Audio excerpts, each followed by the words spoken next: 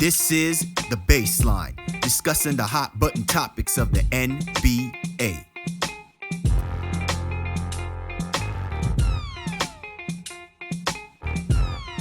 Welcome, everybody. You're tuned to The Baseline. Callie Warrenshaw discussing the hot button topics of the NBA. We're full metal gear, solid, hyper mode into the NBA playoffs. Exciting time as always. So much NBA action going on. And as always, man, it's always great to be able to break bread and chop it up with my man 50 Grand. www.shawsports.net, Big Kahuna PNC, my man, Mr. Warren Shaw, repping out of Fort Lauderdale, Florida. What's good, Mr. Shaw? How you living down there, my brother? I'm doing a lot better now that our Boston Celtics, as we've recorded, have started to right the ship a little bit. But in general, always happy to be alive and having this basketball conversation with you in the midst of the playoffs. This first round has been a little interesting and eye-opening for, I think, a lot of us here watching and consuming NBA content. I find it interesting that you said right the ship, because I can imagine like the whole, you know what I'm saying, the whole crew, the captain,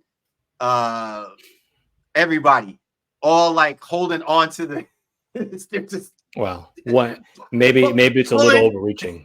It's a one game riding. We'll see how the rest of the series goes. Yeah, exactly. I do listen, man. I did find it rich. Listen, man, the internet is so undefeated. I did find it rich when after the Heat won that first game, they posted that meme of Jimmy Butler replacing Jimmy Butler's face in front of Jaylen Brown, talking about don't let us get one. Yeah. Okay, undefeated for real. And listen, Jimmy Butler is undefeated. Nobody did. If Jimmy Butler forever, like let's say he never goes, he plays basketball again, Jimmy Butler can get on the internet and talk smack, and you really can't say anything bad about it because Jimmy Butler has proven his worth. Not because of just the memes, but when have you ever questioned if Jimmy Butler says he's going to come out and be playoff Jimmy, right? Playoff Jimmy is a thing. You know what I'm saying? Playoff Jimmy is a thing. Let's not act like it ain't. Playoff Jimmy is a thing, whether it's on the court or off the court. And you gotta respect that, man. You got to respect that. You know what I'm saying? I do respect it. And I think Jimmy would have got a real one. Yeah, he'd have a nice career. He could do some things different than I think Gilbert Arenas has done. But if Jimmy wanted to get into this media space afterwards, he's got a lot of great stories he could tell, especially about these great series that they've had with the Boston Celtics specifically. But they're not the topic of our conversation here, brother. We'll continue to press on. Enough of them. Listen, we got a great show on tap for our fans and listeners and those who've been fully attentive to what's been happening with the NBA playoffs. And, look, man, it's been a very interesting first round of the NBA playoffs. I think there is an appetite for there to be more. Right? Certainly, there have been some grand performances and there have been some very underwhelming performances, to say the least. So that's the ebb and flow of the NBA playoffs. And I think that's what will, lead us into what our topics are going to be for this week, man. First, we're going to give our flowers to some current NBA award winners that were just announced over this past week. We'll be discussing the Most Improved Player, Sixth Man of the Year, and Clutch Player of the Year award winners and kind of weighing in on that. And then a little bit later on, I'm actually kind of happy we're doing this. We don't get often to do this, man. But while the focus and attention are going to be for people waiting to hear about the MVP, we're going to be discussing our MCPs. I'll tell you what that's going to be, but you're going to have to, sit down and break bread, download and discuss with us to hear where I'm coming from when we call them the MCPs. And then also we're going to be talking about some standout performances that we've already seen in the first round of the NBA playoffs. So a lot of good stuff to talk about, a lot of good stuff to chop it up with my man 50 Grand, Mr. Warren Shaw. And as always, we appreciate you and yours for hopping on board with this. Be sure to get at my man Shaw at Shaw Sports NBA or get at me at Game Face Leader. Show's Twitter handle at NBA Baseline. Go to www.thebaselinenba.com to check out not just this episode, but all of our previous episodes and great content that we've been delivering for you guys. Also, if you see the blue and white logo or you're catching us on the YouTube channel, we say hello. And always be sure to go to www.19mediagroup.com to check us and the family of great content creators. 19 Media Group, you running these content streets. So whether it's music, entertainment, culture, sports, you name it, we got it. Go to 19mediagroup.com to check us out and to check out our peoples as well, too. So, Sean, let's get right into it, man. Let's start delivering some well-deserved flowers. The NBA has already started releasing award winners for the 2023-24 NBA season. And first on the slate to discuss real quick will be Most Improved Player of the Year. Tyrese Maxey is going to walk away the award winner. I'm really curious on what your thoughts were. Is it well deserved for him to be winner of the MIP, or do you think there was a snub at play here? It's not a snub. I think Tyrese just started off so blazing hot. Everybody else was playing catch up to him for the remainder of the year. Even Tyrese missing some time and cooling down maybe a little bit while Embiid was out. Not upset by him winning the award at all. Again, I think in terms of who came the furthest, like I knew Tyrese Maxey was going to cook. Like I knew that. I think we all knew that. But he actually needed to go out and do it. The guy who finished second is the guy, if I had a vote, who I would have voted first would have been Coby White. So I think Tyrese ended up with 319 votes. Kobe ended up with 305. So it wasn't an overwhelming, win by Tyrese. But I just feel like Coby White came from further back than Tyrese did, even given the respect of their roles and that what the opportunities they got on their respective teams as well too. But not mad at Tyrese Maxey at all. He's one of the good, genuine, young, up-and-coming guys in our league. Always smiling, great personality, works hard to get to where he's gotten to. But I think Coby White was just, again, I just didn't see him coming at all. Yeah, look, Tyrese Maxey had an awesome year. And I really do think that given the injury that Joel Embiid suffered, I think really continued to keep that window open because the Philadelphia 76ers depended so greatly on Tyrese Maxey's play to keep them afloat, essentially. I mean, yes, they slipped from a team that was the second best, arguably, in the Eastern Conference, to literally becoming a play-in team. But I really think that what Tyrese Maxey represented and what he gave the Sixers this season, I think just cannot be ignored. I was just really curious, though, Shaw, and I know you said you would have voted for Coby White. I was curious on what you thought about Tyrese Halliburton. It's interesting to me because Tyrese Halliburton really came on the scene for me. He made his presence felt through the play-in tournament. And I often thought that part of the reason why we talk about this, giving these different awards and things of that nature is to highlight or spotlight guys that probably sit in a gray space where we're not going to vote for them to be MVPs. We're not going to vote for them for any of the other, particularly major awards.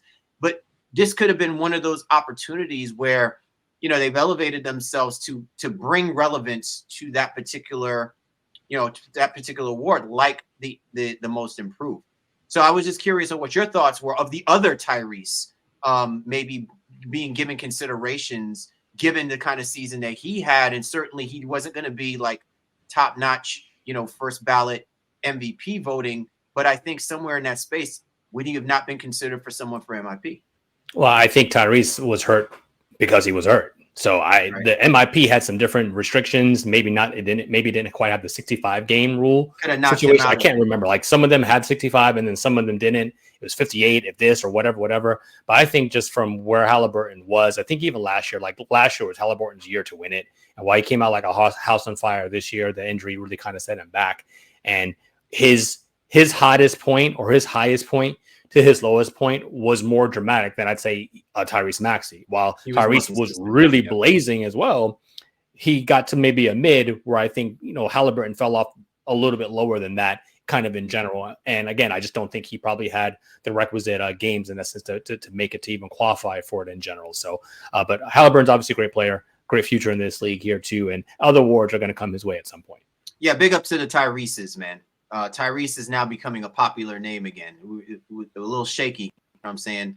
Our Tyrese, he fast and furious, man, but he's been going through the gamut. So I'm sure he's very happy now that Tyrese is getting Tyrese keeps and catching a stray here on the baseline. I just didn't see that coming, but all right. I mean, if the Rock was giving it to him too in the movie. I'm just saying, no, I'm just playing. Anyway, shout out to our man Tyrese, man, but one of the best R&B singers of our generation. So nothing to snub at that. All right, let's move on to the Sixth Man of the Year, and this is a well-deserved one. It would be hard pressed for me to find anybody that I would have given this award to. Naz Reid, Mr. Illmatic, you know what I'm saying, for the Minnesota Timberwolves.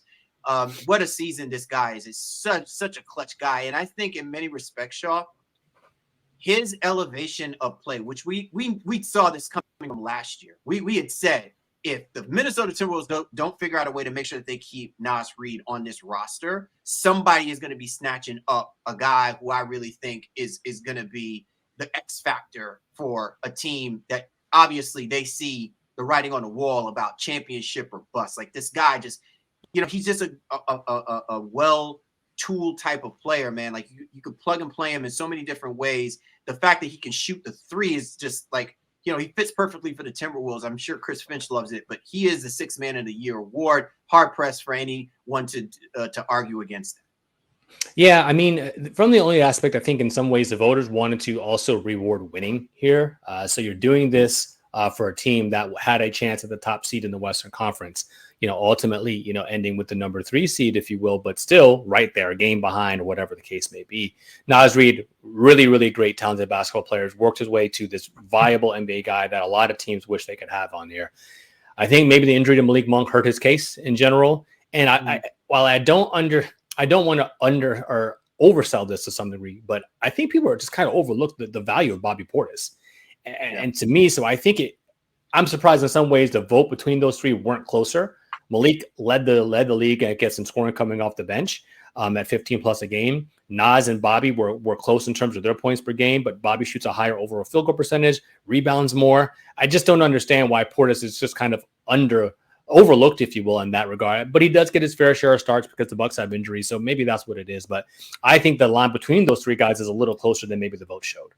Well, and again, like this is what makes things so frustrating is the inconsistency in the logic being applied.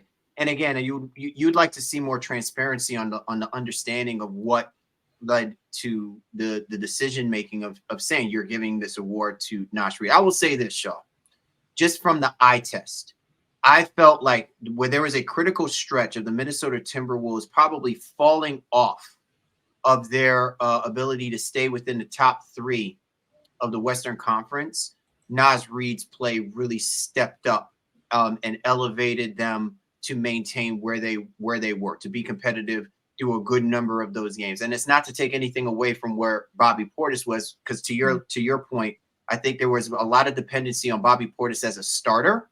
No, well, you know what, and I don't want to get us too far down that path because, you say these things, or I've said these things, and I'm like, well, how true is it? Naz Reid started more games because Cat was out.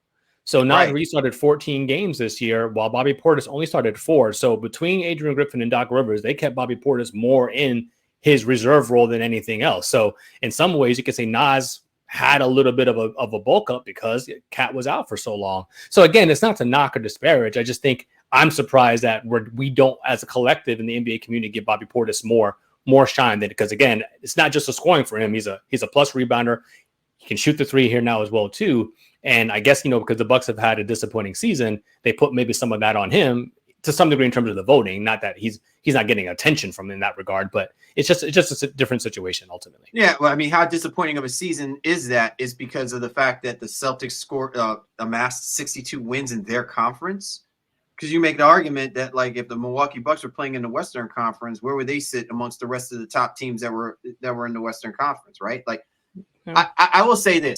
It will make us open up the quote-unquote Pandora's box of what are you using? What is your metric to use as a plus, not a negative, to what you're deeming a person being as a sixth player of the year type person? Right. Again, I am more curious to that because I believe if you are a sixth man and you have to step in to assume a starter role because players are going down, that is how invaluable you really should be as a sixth man.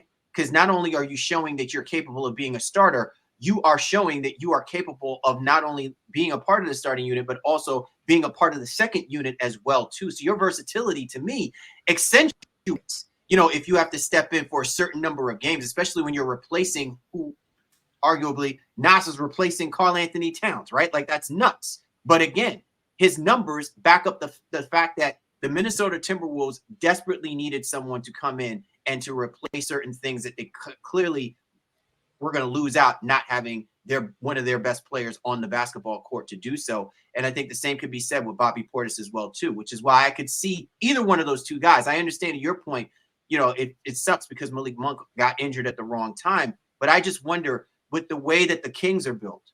You know what I'm saying? If you Yeah. lose out on Malik Monk, him coming in, is he coming in really filling in, or is the dependency, again, a different angle, dependency about how he scores is because there's so much inconsistency in the way that the Kings score from their first unit. It's just really a dynamic conversation that's going to ultimately be had one day if we ever find out what are they using as their what are the parameters? Because Malik Monk didn't start one single game.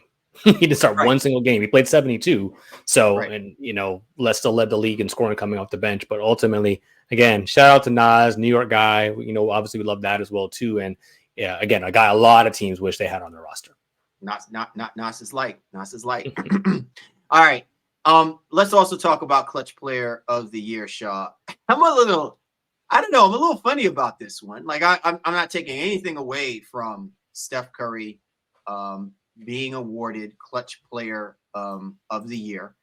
I don't know. Like, I don't know if it's just really just a nerdy award to give, so to speak, because I'm struggling where, and I guess you weigh in the way that Steph Curry is the kind of person, how he scores, what you do in the fourth quarter. And I'm a little, I don't know. What is your take about Steph Curry winning clutch player of the year?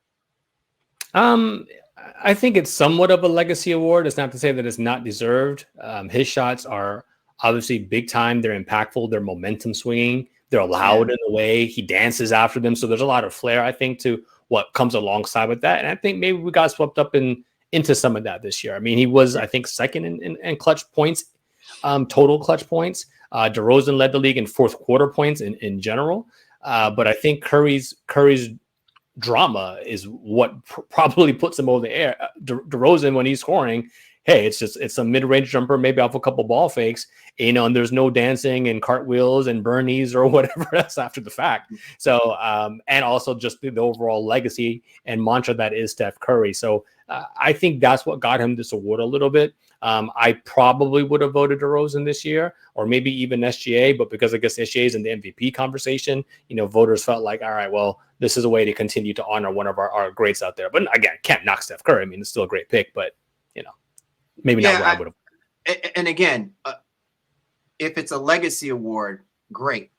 Will this prop up, the heightened love for what this award is supposed to represent? And I don't know. I don't know. I guess it would be interesting to see, like, who's going to probably win after this over the next couple of years to really kind of understand that. That's why this is such a weird space, because I'm ultimately, a little confused by it. Not to say that Steph Curry is not deserving to be in that conversation, but again, if we're just basically talking about the histrionics and, the swag of being clutch at certain times or making big shots and things of that nature, I mean, could we not say the same thing about Nikola Jokic, right? Like the most boring person in the world, but coming up in the most. I mean, you can ask the Golden State Warriors numerous times about who really was probably more clutch. You know what I'm saying? Knocking the Warriors down a notch in certain situations where the Warriors had an opportunity to not be in a play-in situation, and you could be making the argument that throughout the course of the year, certain players could have been in that conversation, so to speak. And so, yes, I can I pause you just real quick though, only from the aspect of it, like, do we realize, and this is another referendum on the awards, and obviously we have more to get to in our show, but it just seems like, all right, we'll just figure out who does the most scoring in this situation. And can the clutch thing not be centered around defenses? Can it be around screen assists? Can it be around some of those other stats? Because I think when we talk about it, it's just, all right, well, who scored the most points in the final 5 minutes of a game? And that wasn't Steph Curry, it was DeRozan. He averaged 4.6. In those situations. Curry averaged 4.4, not a vast difference, but again, the flair at which Curry did it. But it's so offensively focused that I don't know if our NBA is ever really going to change that narrative to, like, hey, who drew the most charges in that time? Got the most deflections? Can you do some conglomerate of combining all of those things to say, like, who really impacted the game, outside of just being able to score the most points? But it's ultimately how many points you win, or points is what gets you the W's in this league. And I understand that, but it's such a, I don't know, it's kind of a convoluted and somewhat lazy narrative that I think we just continue to fall into. But, we are where we are. We are where we are. And Steph, is where he is, right? Like, so kudos to Steph, kudos to Naz Reid, and kudos to Tyrese Maxey. As our man Danny Green said, they are who we thought they were, and they get to hoist up NBA award trophies for their efforts for the 2023-24 NBA season. You're tuned to The Baseline. Callie Warren Shaw discussing the hot button topics of the NBA. Are you ready to elevate your fantasy sports experience? With PrizePicks, you can win up to 100 times your money during the most thrilling time of the basketball season. Imagine turning a $10 entry into a whopping $1,000. And with the playoffs in full swing, there's no better time to get in on the action. But that's not all. PrizePicks is all about variety and excitement. Whether you're a fan of basketball, hockey, or even League of Legends, PrizePicks has you covered. You can mix and match your picks across sports, choosing stars like LeBron, Caitlin Clark, Connor McDavid, and Jude Bellingham, all in one entry. It's the ultimate fantasy sports playground. Shaw and I grew up playing baseball, so we'd love to mix in a little variety with our picks from America's pastime. And for those who love a quick win, PrizePicks is the way to go. You can make your picks and submit your entry in less than 60 seconds. Plus, with quick withdrawals and an enormous selection of players and stat types, it's no wonder PrizePicks is the go-to app for fantasy sports. So what are you waiting for? Download the PrizePicks apps today and use promo code CLNS for a first deposit match up to $100. That's right. PrizePicks will match your deposit, giving you more to play with. Remember, with PrizePicks, it's as simple as picking more or picking less. So let's get those entries in and watch the winnings roll in. It's that easy. Don't forget to use the promo code CLNS to get your deposit match, and stay tuned for more basketball insights right here on the Baseline NBA podcast. Let's play and win together with PrizePicks. More Callie Warren Shaw, Baseline. Don't go away. We're back, Callie Warren Shaw, Baseline NBA podcast. Time now for Shaw and I to talk about the MCPs of this year's playoffs so far. Milk Carton Players. Where they at? You see the face on that milk carton? They missing. They ain't in action. You know what I'm saying? We got to put a search party out for some of these dudes now. And listen, we're not talking about, role player dudes. We're talking about people who we have been putting on pedestals for years now, as far as being superstar athletes, being superstar players in the NBA, literally, or star players, all-star players in the NBA. Like, this is their time to shine. This is their opportunity to show the world just how great a basketball player they can be when it matters the most, when it matters most to their team. And for some of these guys that we're going to be discussing, Shaw, it's a little disappointing to see that they are just not performing at a level that makes us put them in those conversations that we'll be having about the Anthony Davises, the Anthony Edwards, the SGAs, right? Like, these guys have been in the league for a while now and have been staples in many respects. They've had opportunities to shine. They probably have shined in certain moments throughout other previous playoffs. But in this particular playoff run, these guys have fallen well short. And unfortunately for them, their time is going to be short too if they can't turn it around, in short order. There's a couple of names here that people are going to resonate with. Some names they may agree with, and some they may not. They're going to look at the circumstances of their team, circumstances of the teams that they're even up against here in the playoffs. But I think we're at a stage where, hey, we got to hold people accountable, and that's the society that we live in. So I'm excited to talk about this. I think it's the milk carton players, because for an appropriate reasons, you have to kind of an old school situation if you know what that means. But we're looking for y'all, and we're rooting for y'all, and we hope we find you before the playoffs end or your season ends in general. I'm sorry, I'm just like, listen, you remember that dancehall song? What is it? What's that song? Was it from Sanchez? Searching? Searching. I'm searching. You know what I'm saying? Like, we searching. Sir. You have to get the Elephant Man to signal the plane man. Come on now. You know what I'm saying? So, all right, let's get right into it, Shaw. First person we want to discuss, and I think it's more so a combination. You may not believe so, but I personally believe so. I think it's a combination. Now, I don't know if it's because of the matchup that the Clippers are in with the Dallas Mavericks.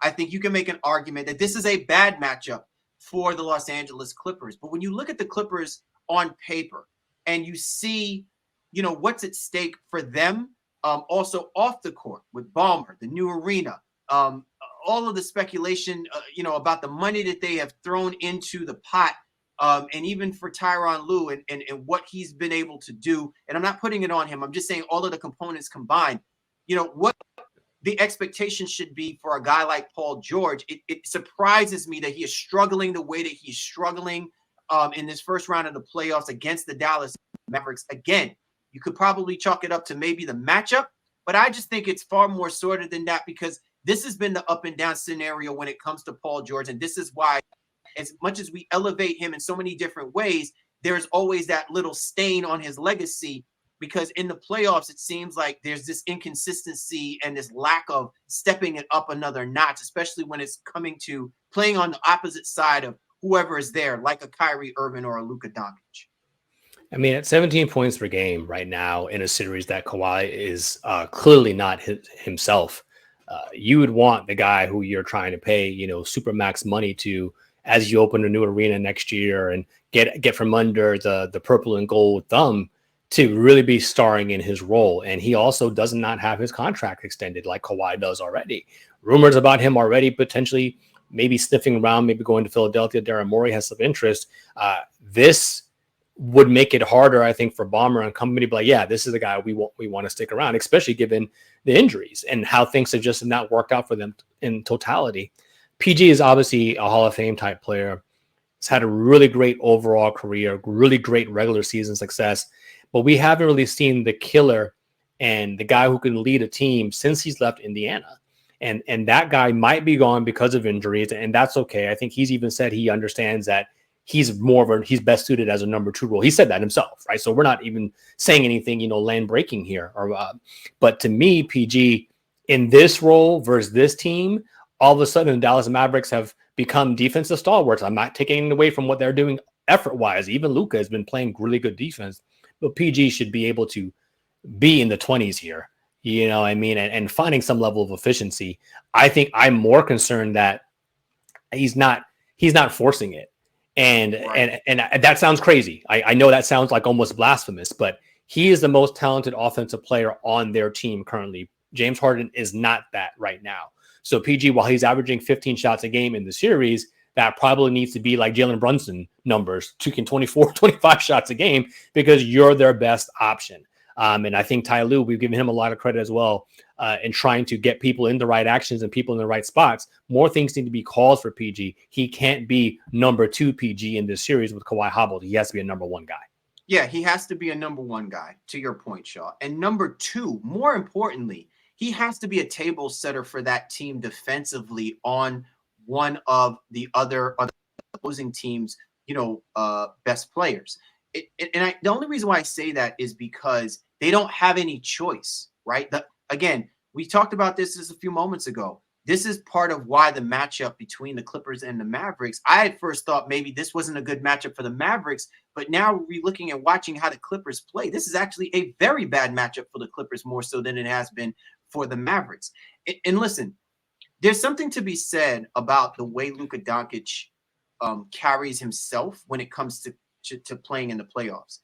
I don't want to take away from what we're talking about here with Paul George, but I think this puts the emphasis on who I am adding into this conversation, because you find that Paul George playoff performances is disappointing. Well, I'm going to add another caveat to this and say Russell Westbrook's performance to me is disappointing. And here's the reason why. Luka Doncic is not the kind of person he's going to be out athletic to you, right? He's not going to outpace you, outrun most. Russell Westbrook should be still quicker. Russell Westbrook should still be able to impose his will. And yet the only thing that he's imposing is the emotional roller coaster that he tends to exhibit when he becomes a loose cannon on the basketball court, which doesn't bode well for a Clippers team that has to respect the fact that from a player perspective, the Mavericks match up very well with the Clippers. They can outshoot them. They can out rebound them at times. They can outplay them. They have a much higher IQ. So you have to outplay the Mavericks in the things that they are not, naturally talented at doing, forcing Kyrie to even do more. And you would expect that from someone like Russell Westbrook, who arguably is still one of your more athletic players that you have on the basketball court, not to mention Norman Powell. But I would rather see Westbrook's focus on the defensive side, creating havoc and creating chaos, to the Clippers' advantage than worrying about his scoring. His scoring is whatever, but it's him not really paying attention to detail and making life miserable for a guy like Doncic or a guy like Kyrie Irving that I think is really causing the momentum to shift in the direction of the Mavericks really dominating this playoff series. And again, it's putting a stain on the legacies of both George and Westbrook, because this is supposed to be their moment. This is the opportunity where they're supposed to do something for a maligned franchise that, again, has an opportunity to come out of that shadow, and yet they're falling short on it if the dependency is on Kawhi Leonard, which shouldn't be the case because you knew Kawhi Leonard was never going to be 100% going into this playoff series. Yeah, well, with Westbrook, again, the numbers are porous, but I think where I can get on board with you here is maybe the energy, like as you're talking about, and the intangible aspects. So yeah, shooting 29% in the series thus far, overall 27 from three. So let's just not even do those. But I think with Kawhi being hobbled, you would hope he could turn back the clock to some degree. But even if you can't do that, go back and triple dub Russ, through the series, what can you do with the intangibles? Are you locking in defensively? Can you be a irritant in a way that is positive for your team where you're not getting ejected? And I know it's his first playoff ejection, so I'm not trying to just like sing that song and be a prisoner of the moment here. But I think to your point, there is something that we would hope will still left in the tank for him because he has been such a great player in our game for such a long time. Like, you hate to see it kind of going down this pathway now to not be able to give the Clippers a chance to win. But I did pick the Mavericks to win this series going in. I still think that will be the case. Whether Kawhi was out there or not, I just really liked the way Dallas was playing. So where your ire is on Russ to, I think, to a certain degree with rightfulness, I'm still more on PG. Yo, guy, get your shots up into the 20s here. Play some good defense and try to get this thing even and hopefully stretch the series, probably a 6 or 7 gamer. Absolutely. All right, Shaw. So we split the milk cart. We split the box with Paul George and Russell Westbrook, right? All right, let's get the skim milk box now, right? And let's put on that box Donovan Mitchell, all right, for the Cleveland Cavaliers.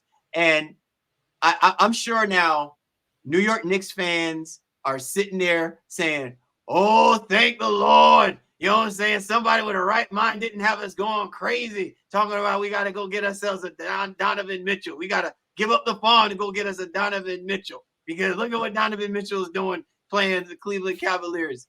And look, I'd be remiss if I told people Donovan Mitchell, great player, but this is what comes of when it seems like and feels like such an odd pairing, him being a part of that roster, right? And I think it shows. Maybe we're not saying it now because we had to wait through a whole regular season for us to question about whether or not Donovan Mitchell truly fits with the framework of what this team looks like. But now I think you're beginning to see where the struggles are really lying for a guy like Donovan Mitchell playing on this team. Now, I don't know if it's whether or not he's just struggling. And we've seen him, Shaw. We've seen him drop 50 against now the defending NBA champions, right? We've seen him put some great numbers up as a Utah Jazz. But we are still waiting for that moment where Donovan Mitchell's coming out party as a Cleveland Cavalier is supposed to make something happen, like be an impact. And we're just still not seeing it. And to me, it's becoming glaringly real when you're playing against a team like the Orlando Magic, who have never seen the light of day in the playoffs. Like, this should be a series where Donovan Mitchell should be putting the rest of the Eastern Conference on notice. Don't let us get to the semifinal round, you know what I'm saying, with me on one. And it just feels like he's just off one completely as of right now. Well, I mean, it's self-admitted. So, I'm only bringing him up here because he called himself out before the playoffs even started. It's like, hey, greatness is going to be defined, I'm paraphrasing, by teams and players that get to the conference finals and the finals regularly. He said, hey, I haven't done that, so this is the time.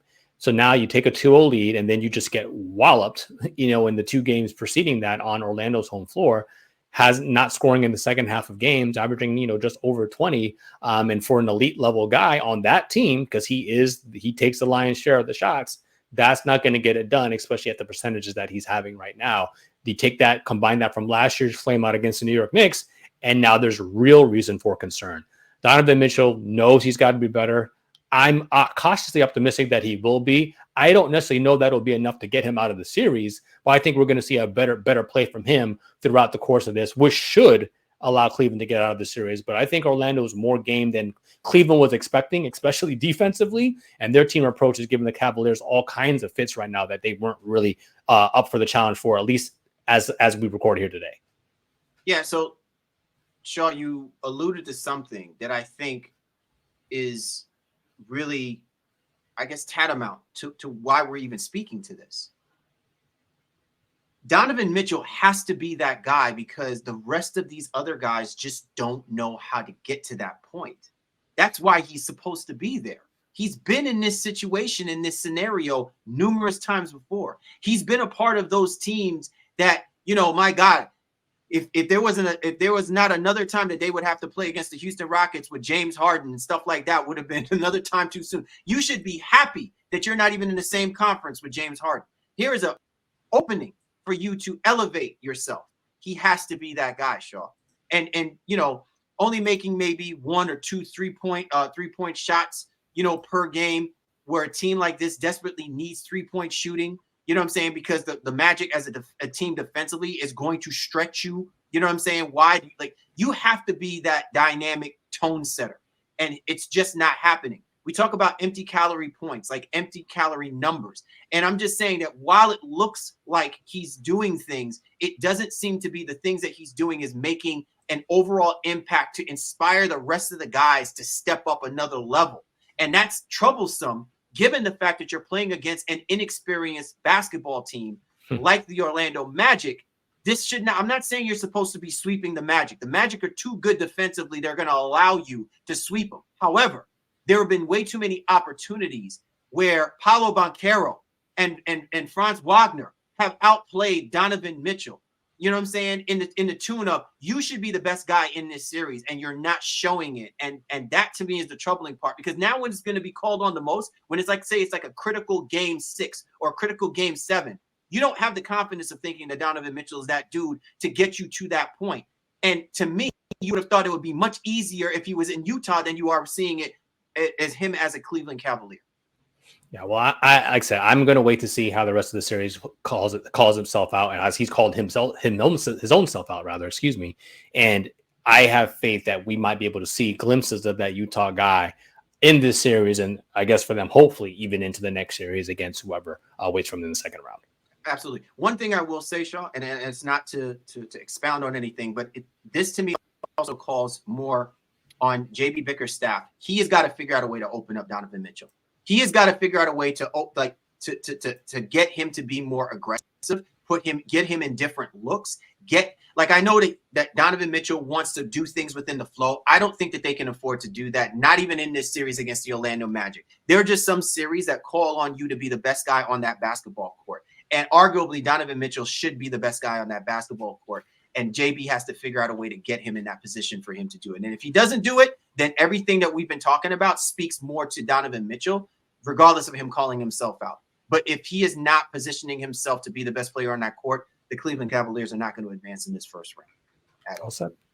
All right, let's go ahead and focus our attention now to the New Orleans Pelicans. And look, y'all, I would be remiss if I told you that the Oklahoma City Thunder should not make it look this easy against the New Orleans Pelicans. And regardless of the circumstances of what happens to the Pelicans, nothing can absolve the fact that the struggles of CJ McCollum and Brandon Ingram are just glaringly,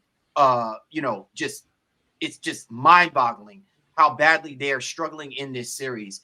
And it's amazing to me, Shaw, because I'm sure people probably thought, even without Zion Williamson, the inexperienced Oklahoma City Thunder is going to struggle against this New Orleans Pelicans team because they just have a really good, talented team. And Willie Green just isn't going to let these guys look like they're getting embarrassed. They're getting embarrassed.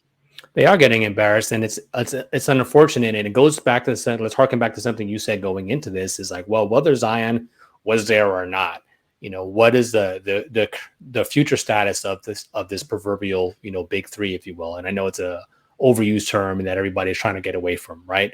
But 3 guys who are leading your proverbial team and franchise. And without Z, CJ has struggled. He's had a terrible playoffs, like just in general from the play-in up until now, and it hasn't looked right. I can excuse BI only from the aspect he was coming back from injury and maybe he's still not 100%. Maybe that's the case, but you're out there, so you're going to get viewed and criticized as a result. It's similar to what we're seeing with Embiid in Philly, but different story there and even different calibers of player. I get that. But to me, the biggest thing here is CJ, and he just may not be what we would hope and expect. He's had some glimpses and some moments throughout his career, but I just don't know that he's suited for the role that the New Orleans Pelicans need him to play right now and maybe even into the future. Good scorer. What is that? I'm sorry, moments. I'm sorry, Sean. What is that? Like, what, from your perspective, what was it that you were hoping CJ McCollum to be for the New Orleans Pelicans that he hasn't lived up to be? I think the production on the court. So, okay. And I was glad that you're asking the clarifying question, because I think from the locker room side, a galvanizer of men, all of those things appear to be true. Obviously, he has leadership in the NBA and things like that.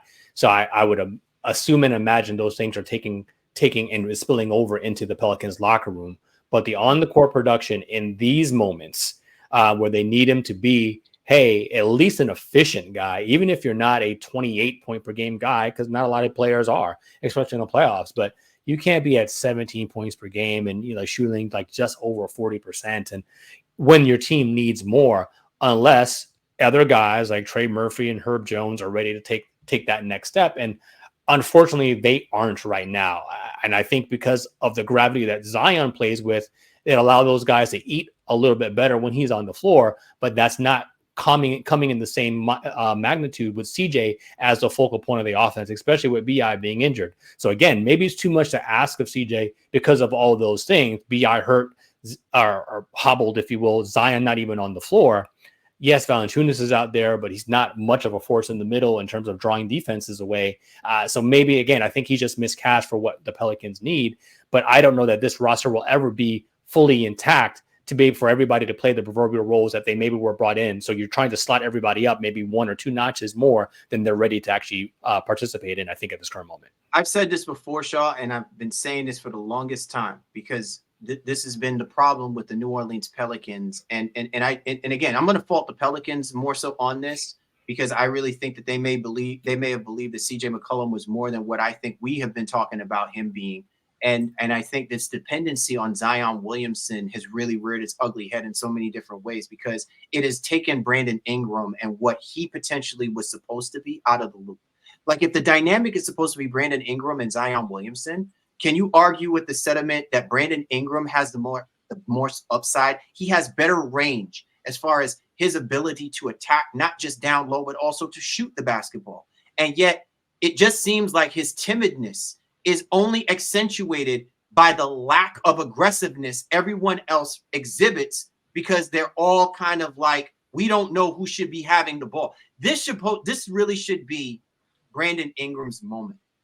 And yet the dependency still falls back on CJ McCollum, right? And I think it's been proven that even when CJ McCollum was playing next to Damian Lillard, who was the better or who was the more clutch player? Who was the player that between those two guys, the team was going to rally around to get them, you know what I'm saying, to go up another level. Damian Lillard. CJ McCollum wanted his moment, right? We had an episode some way time back and forth about the alpha dogs, right? And we put the Damian Lillard, CJ McCollum question out there because we said, I don't think those two guys can play together. As much as they've been successful, it's very, very apparent that the two of them next to each other, they cancel each other out. They struggle to figure out who needs to be that guy.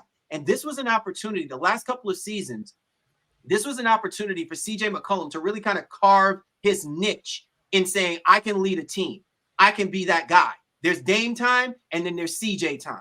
And what we're seeing is CJ time seems to be something more on the silent side of things. It doesn't measure up to what we're saying in clutch performances, 40-point game winner, playoff game performances or things of that nature. It just seems to be like the numbers are very quiet and numb. And so to me, if you see that, you understand that means that you should be pivoting to the person who's going to give you the best advantage on a night in, night out basis. And that's always been Brandon Ingram.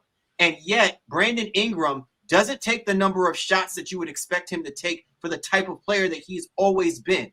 And to me, if you're CJ McCollum, you need to have that conversation with your boy. Like, look, man, I'm going to get you the ball wherever you need to be. You need to take advantage. Like, you're the best opportunity that we have right now without Zion Williamson. And so we're just not seeing it. And I think that lack of cohesiveness, even if you give me Zion Williamson, those three dynamically, it's a struggle to see where they're going to elevate each other when it comes playoff time. And part of that is because this roller coaster ride that we have with CJ and this roller coaster ride that we have with Brandon Ingram and this roller coaster ride that we have with Zion Williamson, it just always equates to they're probably good enough to get to the semis, but they'll never be good enough to compete with the elite teams that are going to constantly be in the conversation of the Western Conference Finals and beyond. All right. Well, I'm going to my closing statement on these aforementioned players, because I think there's one more we got to get to, is that I do want to give credit to the defenses that they're going up against. Brandon Ingram has Lu Dort in his shirt. So like OKC is not letting that guy breathe at all. And maybe it's because they do respect what Brandon Brandon Ingram is capable of. Maybe it's because they do respect like they're reading it a lot better than the Pelicans are reading their own players. Yeah. But I'll transition us here. And the last guy, and I'm going to let you cook on this one. I'm just going to kind of recede into the bushes like Homer Simpson. D'Angelo Russell, LA Lakers legend. Deloading. Deloading a syntax error. Look, while D'Angelo Russell had a coming out party in what's really have arguably been, a shockingly disappointing series so far for the Lakers against the Denver Nuggets, and we can chalk it up to saying it's just a bad matchup for the Lakers, whatever. I don't care about that stuff. That's all nonsense. This notion that people will be talking about, the Lakers should have lost that play-in game and, then they wouldn't have had to go and deal with the Nuggets in the first round. I don't want to hear all that crap. If these guys talk as much junk as they talk in the beginning of the year, and then you get to this point in the season where you have an opportunity to play against the guys, then you want to be in that series, right? And I don't know whether or not D'Angelo Russell wants to be in this series, but you can clearly tell there's just way too much inconsistencies yet again for us to question whether or not this is D'Angelo Russell's, full comprehensive understanding about what this is supposed to mean, not just now, but even for the rest of whatever his basketball future is going to look like. You cannot be leading a historic franchise like the LA Lakers. You cannot be playing next to LeBron James, who at 39 is damn near giving you freaking Hall of Fame numbers, in a series in which the team that even respects him can't, they can't stop him when he is on his game. Anthony Davis is averaging 30 and 20. You cannot be in a series like this and have the kind of inconsistencies as the point guard for that team. And we're not going to sit here and say, do we think that this guy is going to be the point guard for the LA Lakers come next year?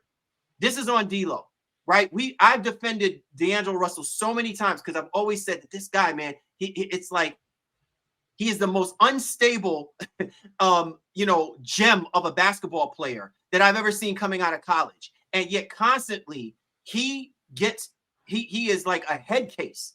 If you channel him right, he is awesome. You know what I'm saying? But when he is just completely off the chain, it's like it's a cancer to everything that goes on out there on that basketball court, makes you question everything that you've done, every decision that you make. And this is exactly what came of this, because in a series like this, no matter what happens, no matter where the Lakers, even if they came back and win, you're going to always come back to this and say, was D'Angelo Russell the right quarterback for this Los Angeles Lakers team that is on this last leg of trying to get themselves into the championship conversation?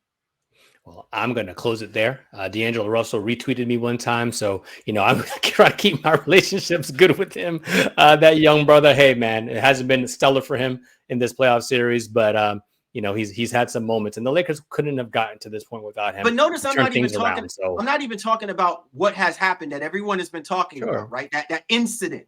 What I'm saying is that he does not stay in tune the moment enough to recognize when he has to make his adjustments, when he has to shift the way that he goes about doing things, not just for himself, but for the rest of the team. And when the team sees that, that is a detriment to you, because you're not in that position where you're playing, like you're coming off the bench as the third point guard. You are the point guard for this team. And in many respects, that you are a point guard, but as a haphazard of the decisions that Pelinka made about whether or not what they were going to do moving forward, whether it's cap reasons or just personnel reasons. And for your head coach to have to come out and speak to that in order to keep you confident speaks more about where you have to be in the moment, given the circumstances and who you're dealing with. You're playing against the defending champs. So this is like a foregone conclusion.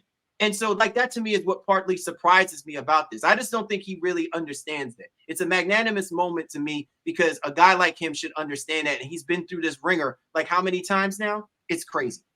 He's on my milk carton, maybe not on yours, Shaw, but he's on my milk carton because I expect so much more from him in a consistent from a consistent perspective. And completely fair. But D'Lo, good luck to you, brother. And there's no love lost here for me if the Lakers get unceremoniously dismissed here in this round. So absolutely. All right, coming up, Shaw and I are gonna talk about some standout players, man. We're gonna run through some dudes, man. They're having themselves a playoff night more than anything. So you do not want to miss out on that. But first, did you know that there's a whole collection of Black-led products that fit into your daily routine and lifestyle that you can get at Walmart? And it's so important that we show Black founders some love, not just during Black History Month, but all year long. Because every time we buy a Black-led brand, we're making room or creating demand for another Black-led brand. Black founders and the products they bring to the table are creating a whole new world of choices at Walmart. Some of the products I want to check out are Natural Vert Granola, Zac and Zoe Honey, Scotch Porter Beard Balm, and Partey Cookies. Go to walmart.com/Black and Unlimited to discover all the amazing Black-owned products that you can add to your daily routine. More Baseline, Cal Warren Shaw, don't go away. We're back, Cal Warren Shaw, Baseline NBA podcast. Now we're going to discuss the standout players, people that I'm sure the players that I'm sure people are not talking enough about, but man, are they balling out in this first round in the playoffs? And there's quite a few, people that, Shaw and I, we talk about the guys that are doing their thing, SGA, Paolo Banchero, Anthony Edwards, but there's some guys, man, and I'll let you speak to it, Shaw. Hey, man, do not sleep on these dudes, man. This is their time to shine, man. This is where all of those little numbers, those little statistics, don't get called out unless we're calling them out, making these guys shine bright. I gotta say, I think my favorite player, non-star, if you will, in the playoffs thus far has been Josh Hart, and I'm just a Josh Hart guy. I don't understand how he was a journeyman for the previous 3 teams he's been on. I think he's a winning individual, obviously coming from that great Villanova program as well. But what he's done up to date here in his playoffs, and as we're recording, I think it's halftime of Game 4. So not having the same impact that he's had in the first 3 games, but in the first 3 games, 21 and 11, shooting 45% from the floor, but 50% from 3. And a whole bunch of intangibles, deflections, and steals, and that he's just been so instrumental for the Knicks. Now, Julius Randle being there would have negated a lot of this production and maybe just slotted him down a notch and make the Knicks even that much more powerful.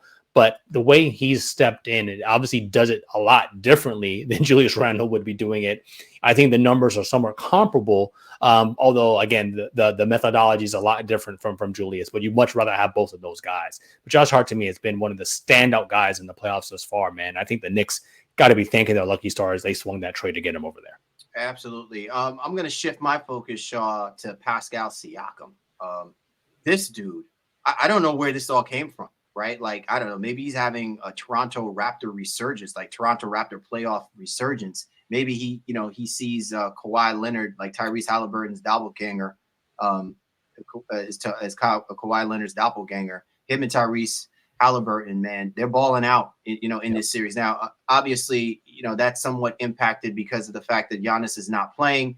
And now that there's an injury with Damian Lillard, and we don't know how, the extent of that particular injury, but still, Pascal Siakam has proven that he is going to be a problem for the Milwaukee Bucks, regardless of what you say. And I think, we'll speak to the offensive numbers if we want, but the defensive side of the basketball and his rebounding and his, assertiveness down in the blocks, it's becoming a problem. More so that, it's forcing Doc Rivers to have to adjust his game plan about how he wants to utilize his bigs between Portis and Brook Lopez. So, he is a mismatch nightmare, and rightfully so. This was what we were talking about regarding why the Pacers made the play to bring Pascal Siakam over to that team. And so the fact that we're seeing that now come to fruition, I think is a big deal for the Indiana Pacers. And then they get past this first round, which I'm sure a lot of people picked the Pacers to upset the Milwaukee Bucks. I mean, it's not so much the fact that that's not what we would expect. It's much more of what rhythm are your best players going into the next round, what they're exhibiting. And to see what Pascal Siakam is doing thus far, whoever that next round team is going to be, you got to be very, very careful because he can legitimately be a problem that tilts the tables about the advantage matchups. The Pacers probably would be a disadvantage for them. Certainly could be an advantage for them. Yeah, well, I'll double down in terms of conversation in that series specifically. So Khris Middleton, because of the Giannis injury and now Dame being hobbled, has looked like a guy who they can rely on. He's back. Khris is back. Yeah, 27 a game. Everybody hates rebounds, Khris, right? 5 dimes. Like, this is the most points he's averaging in any playoff series, in his career. And I guess I know the Pacers defense is a little generous, I think, at times, but I think for the Bucks fans, you have to be like, yo, this is the guy we need. But that's if and when we're able to get healthy, right? Even if you have a suspect defense and you got a struggling basketball player and your struggling basketball player is dropping 20, 22, 23 points per game, it's something that he struggled to do during the regular season. This is a get right series for you, which hopefully can equate to the Bucks maybe advancing. But this is what you wanted to see, because ultimately, if you get Giannis and you get Damian, you're going to need that anyway from Khris Middleton because of who you're playing against.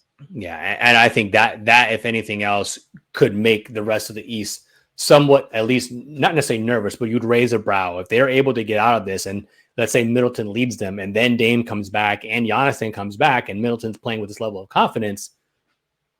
Wow. But that's a lot of ifs and a lot of a lot of buts. And I think the Pacers have a lot to say about if that's actually going to happen. But I'm happy to see Khris Middleton, one of the really good guys in the league, coming back and having a really great series statistically. And hopefully, it will lead to the Bucks getting out of it, obviously, for Milwaukee fans' sake. All right, Shaw. So let's go ahead and talk about our man Chet, right? Chet Holmgren. Can't sing for a lick, but damn it, everything else he's doing on the basketball court, respect that dude. And I questioned it because I just didn't know whether or not, he's someone where what he will bring to the table can be like in the context of a team. Like, he is actually the standout guy that, you don't want to deal with from a front court perspective, because he is putting it out on display. He is showing you the savviness, his help defense, the ability. He is becoming a force for the Oklahoma City Thunder at a time where I think you have to respect now, saying, all right, even if the Oklahoma City Thunder, people are not buying them, they get into the second round as being a legit team that can get to the Western Conference Finals. I think you got to respect the fact that all of these guys are growing up very rapidly within the moment and are not frailing behind it. Like, they're really leaning on the fact that they know that they can compete with whoever is in this playoff picture. And to me, that is great, because part of that whole conversation was, do they have enough front court presence? And Chet Holmgren saying, I got this. And he's showing it to you in this first round of the playoffs. And that is good for the Oklahoma City Thunder, especially for a team that, has they are probably one of the more well-balanced teams offensively and defensively. So to see that being shown, Chet Holmgren is the main reason why, man. For sure. 16 points, call it that, almost 9 rebounds, and more importantly, almost 4 blocks a game, 3.7. And again, we spent a good portion of the previous segment kind of bagging on the Pelicans and their inability to do things, but a lot of that is because of the defense. Chet's been a great rim protector, doing a lot of things, switching, and while he is a slender man, he's not allowing the physicality of the NBA playoffs to knock him off kilter here. And again, at almost 4 blocks a game in his first playoff series, that is more than noteworthy. So Chet is a real one. OKC has got things locked and dialed, and was looking like the top 3 seeds in the Western Conference are that for a reason. Those 3 teams are playing really, really great basketball, I think, at this time. All right, and finally, Shaw, man, got to give our love to Nickeil Alexander-Walker, man. Listen, the Minnesota Timberwolves, they are a problem. And while it's easy to say that because Anthony Davis is in his Michael Jordan bag right about now, like he wants to be the most dominant player in the NBA playoffs this year and start carving out a legacy of greatness, which this is the perfect time to do it. It cannot be overlooked that what he brings to the table, what NAW brings to the table, he is becoming the NWO of the Minnesota Timberwolves perception, so to speak. Like, people are not vying whether or not the Timberwolves are a for real team. he legitimizes the for realness about this team as being a so well-rounded team. They could be a problem to whoever they deal with in the next round of the playoffs. And you just don't want that. Like, if it's just going to only be about Anthony Edwards, you can live with that. But when you got a guy like, Nickeil Alexander-Walker stepping in and just doing all of the dirty work, and you're still waiting for Karl Anthony Towns to have a coming out party. You're still waiting for Rudy Gobert to have a coming out party. You know what I'm saying? Like, collectively as a team, you're not even getting all of that, but this guy steps in. It just makes it all the more dangerous of why the Minnesota Timberwolves are just not the ones you want to be dealing with when they're all in a zone like this. Yeah, I mean, early on here, but obviously, he's been the best sixth man in the playoffs, even better than the guy who won sixth man of the year that's on his own team in Naz Reid. Right. So the fact that the Timberwolves have these two powerhouse guys coming off their bench is just a testament to their roster construction and what Fitch has done to be able to get those guys to buy in, because Naz is playing defense as well, too, in addition to averaging almost 15 a game and all 40% shooting here so far in the playoffs. But it's what he's doing defensively. Again, same thing, steals, getting in the passing lanes, making Devin Booker's life a little bit of, nauseating, I think, for D Book's liking. I really, really am appreciative of what Nickeil Alexander-Walker has been able to do. Another guy who's been on a couple of different teams. People have seen the potential, but nobody's really been able to cultivate it in a way and put it to the good and use of the team the way that the Timberwolves have. So it's been a great fit for him. I'd love to see him having this success here in the playoffs so far. Listen, man, you got to give respect to all of these guys: Hart, Holmgren, Siakam, Middleton, and Alexander-Walker. Man, you know what I'm saying? They're giving their team a nudge, y'all. They're giving them a little bit of that nudge. You know what I'm saying? This is what happens when they get a nudge after nudge. Let's just hope they talk about them a little bit more. Let's hope they don't fall on the other side of things here, right? So if we end up having to go into the next round, we don't find them on a milk carton saying, "Well, what happened to you? It was all good just a week ago." I know, right? Now we don't see you no more. But I think hope springs eternal for some, and then some of these guys like Khris Middleton, they may not even be in the playoffs next week. So I guess we'll have to wait and see how things go. This is why they need to listen to the show, so they know that they're getting their flowers. Ironically, it can go from the milk carton to the autopsy, right? So we'll see how it goes. Awesome show this week, Sean, man. Good stuff all around, man. And this is why everybody's tuning into the playoffs, brother. This is why everybody's watching. Yeah, man. I hope our fans and listeners are enjoying it. We're obviously enjoy producing this content for you all. So tap in with us. Let us know what you're thinking. Hit us up on our socials at NBA_baseline, at NBA Baseline, Shaw Sports NBA, Game Face League, the whole nine. Let us know what you're thinking about, these matchups of the awards so far, and stay tuned. The Baseline Awards, we didn't drop that yet, so that's got to come out here in a couple of weeks too. So we always give you our little taste and our flair of how we see the NBA. Absolutely, man. Once again, we appreciate you and yours for hopping on board with us this week for the Baseline. Cal, Lee, Warren, Shaw, we appreciate you guys. We do. We'll catch up with you next time.